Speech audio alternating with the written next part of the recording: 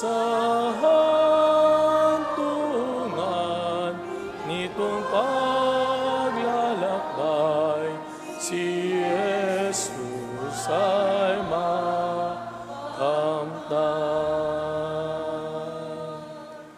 Sa ngalan ng Ama at ng Anak at ng Espiritu Santo, Amen. sumainyo ang Panginoon. At sumaiyo rin. Mga kapatid, ngayon po ang huling unang Miyerkules ng taong 2025. Ngayon po, ikatlo ng Disyembre, ating ginugunita si San Francisco Javier, paring Jesuita at misyonero. Mga kapatid, aminin natin ating mga kasalanan upang tayo maging marapat gumanap sa banal na pagdiriwang.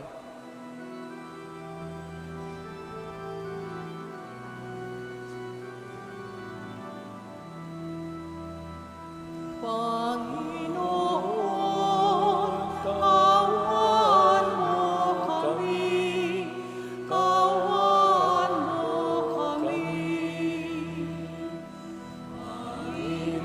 Panginoon, kawan mo kami, kawan mo kami.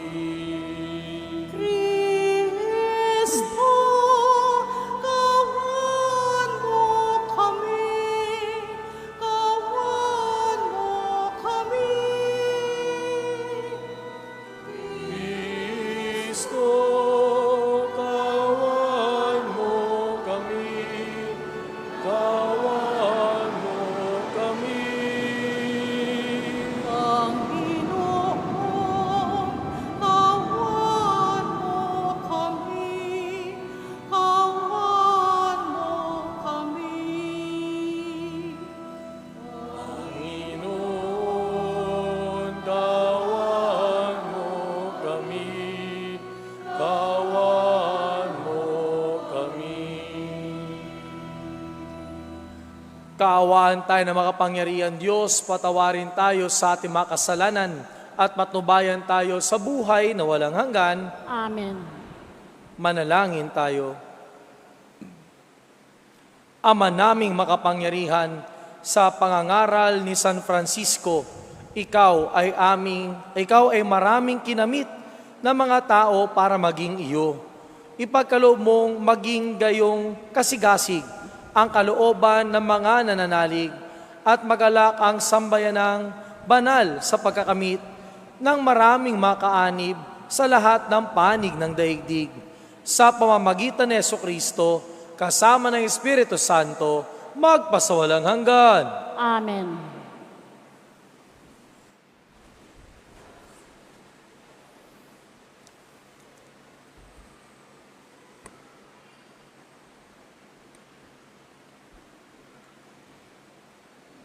Pagbasa mula sa aklat ni Propeta Esaias.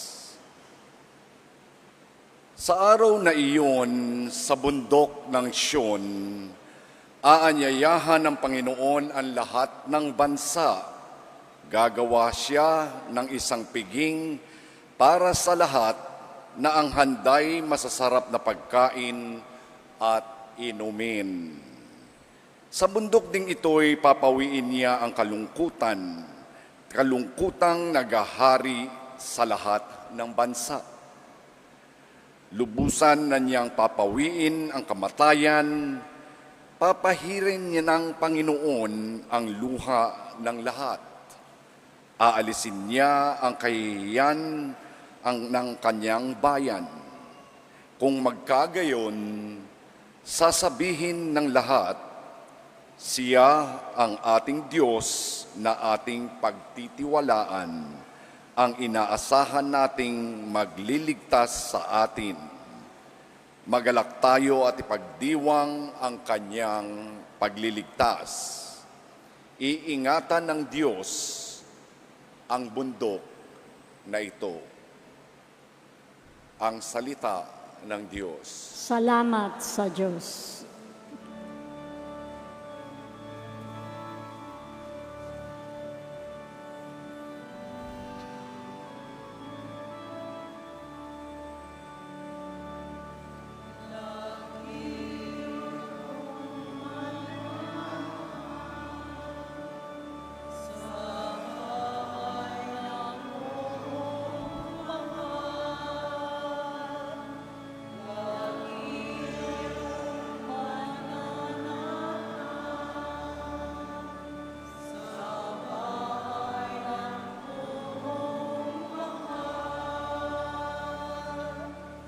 Panginooy aking pastol, hindi ako magkukulang. Ako'y pinahihimlay sa mainam na pastulan at inaakay niya ako sa tahimik na batisan.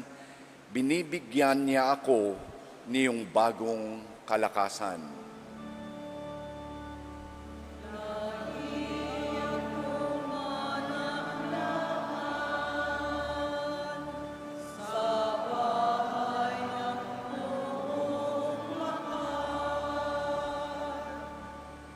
At sang-ayon sa pangako na kanyang binitiwan, sa matuwid na landasi doon ako inaakay. Kahit na ang daang iyo'y tumatahak sa karimlan, hindi ako matatakot pagkat ika'y kaagapay. Ang tungkod mo at pamalo, ang gabay ko at sanggalang.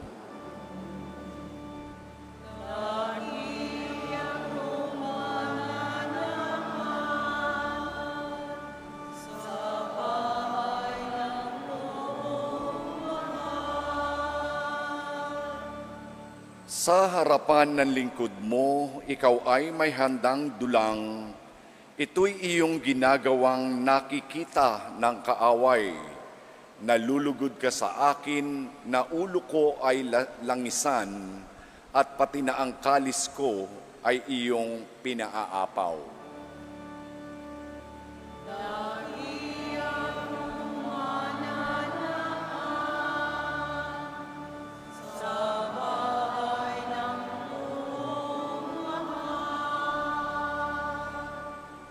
Tunay na ang pag-ibig mo at ang iyong kabutihan, sasaakit tataglayin habang ako'y nabubuhay. Doon ako sa templo mo, lalagi at mananahan.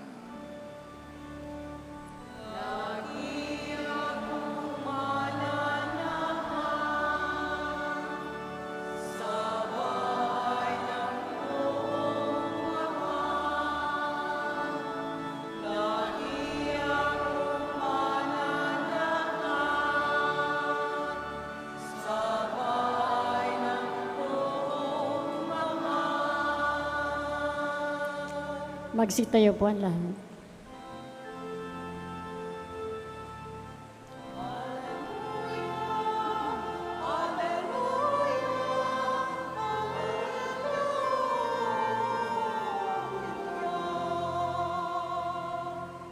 Panginoong nagliligtas sa ating darating tiyak, mapalad siyang makaharap.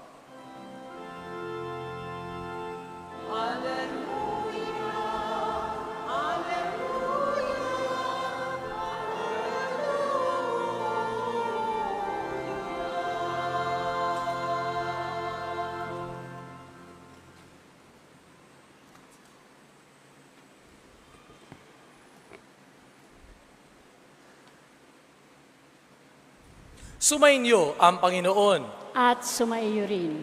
Ang mabuting balita ng Panginoon ayon kay San Mateo. Papuri sa iyo, Panginoon.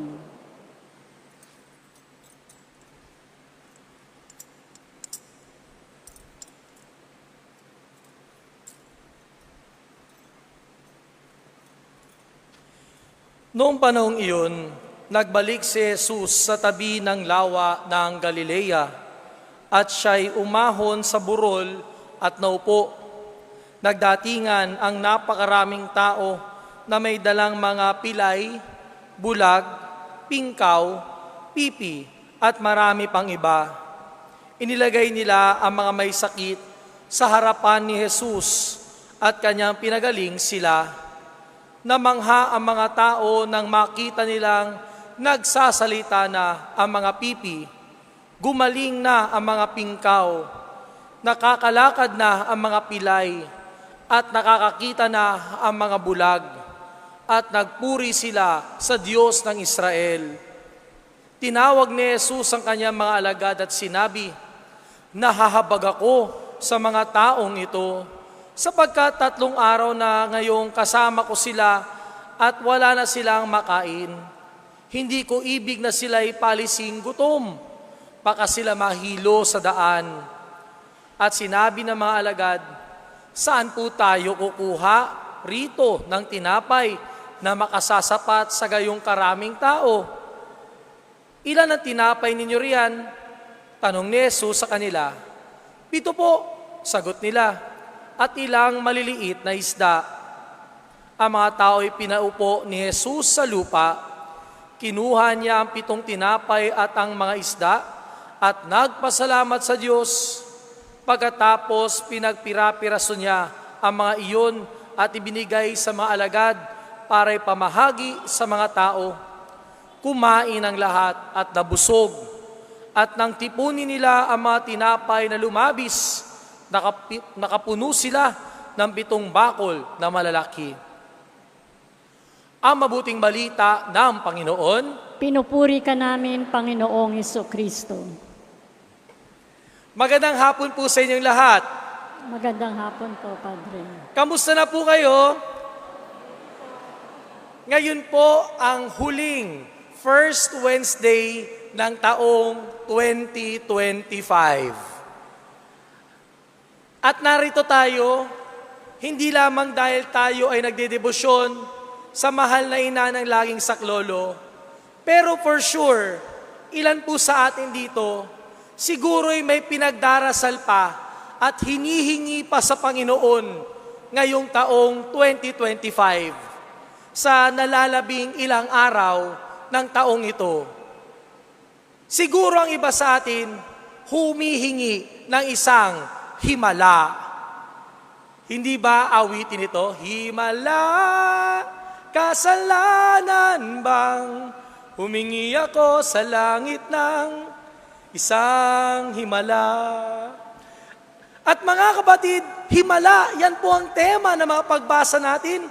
Lalo po natin Ebanghelyo ngayong araw na ito. Maraming himalang ginawa si Jesus. At napakinggan natin, ang pilay nakalakad, ang bulag nakakita, ang pingkaw gumaling, ang pipi nakapagsalita, at ang pinakasikat na himala ni Jesus, napakain niya ang napakaraming tao gamit lamang ang 7 tinapay at ilang maliit na isda na kanyang pinarami. Himala, ano pa po bang himala ang hinihingi natin, mga kapatid, ngayong taong 2025 na siguro nga'y inaasahan at pinagdarasal pa natin sa Panginoon? Pero alam nyo, mga kapatid, ang bawat himala, merong 3 importanteng sangkap. 3 letter C, madaling tandaan. Unang letter C, compassion.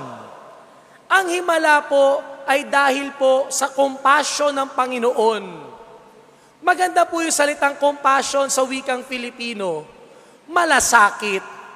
Kawawa naman yung salitang malasakit kasi may 2 salita dito, malas at sakit. Malas na nga, sakit pa. Pero ito po ang ibig sabihin ng compassion. Sa malas at sakit ng buhay, kapiling natin ang Panginoon. At hindi nagpapabaya ang Panginoon sa malas at sakit na ating nararanasan. Ito yung kanyang naranasan, ito yung kanyang naramdaman sa mga tao na nangangailangan, nagugutom at may karamdaman. May himala dahil may malasakit ang Diyos sa ating lahat. Yan ang Diyos natin. Diyos ng malasakit na sinasamahan tayo sa malas at sakit ng buhay. Pangalawang letter C, contribution. Wala pong himala kung wala tayong ambag. Walang himala kung walang kontribusyon ang tao sa pagkilos at malasakit ng Diyos. Dito po papasok yung 7 tinapay at ilang pirasong isda na baon ng mga alagad. Kahit gaano kaliit, kahit gaano kakonti, basta ibigay po natin sa kamay ng Diyos, kaya niya itong paramihin, kaya niyang gawing dakila, at kaya niyang gumawa ng himala. Ano po ba ang merong maliit tayo na maaari nating ibigay sa Diyos?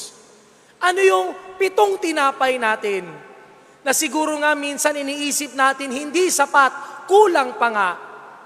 Huwag kang matakot. Iambag mo, ibigay mo sa Diyos.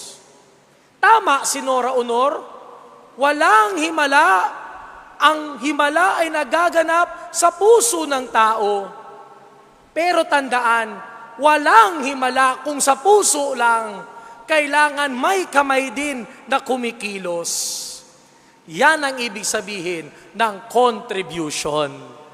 At ang pangatlo at panguling letter C, channel.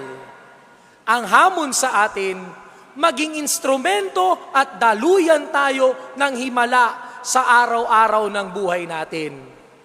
Panahon ng Adbyento, panahon ng Pasko at paghahanda para dito, sana po maging instrumento at kasangkapan tayo ng himala sa araw-araw na buhay.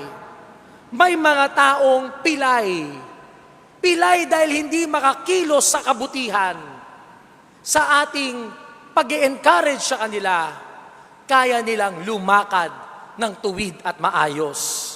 May mga taong bulag, nagbubulag-bulagan pa nga ayaw makita ang katotohanan. Maaari tayong maging himala sa pag-akay sa kanila nang makita ang tama. May mga pipi, ayaw magsalita. Maaari tayong maging himala sa pagiging boses ng mga nangangailangan. Maraming nagugutom, pero pwede tayo maging himala kung mismong buhay natin, handa nating ibigay kahit gaano kaliit at kasimple, para lang sa kabutihan at dahil tayo'y nagmamahal. Himala, 3 sangkap, 3 letter C, madaling tandaan. Ano po yun? Compassion, contribution, channel. Maging instrumento nawa tayo ng himala sa pang-araw-araw na buhay ng ating kapwa. At ang panahon ng Adbyento, ang pinakamagandang himala, maging handa ang puso natin upang si Jesus ay panganak dito sa darating na Pasko. Amen.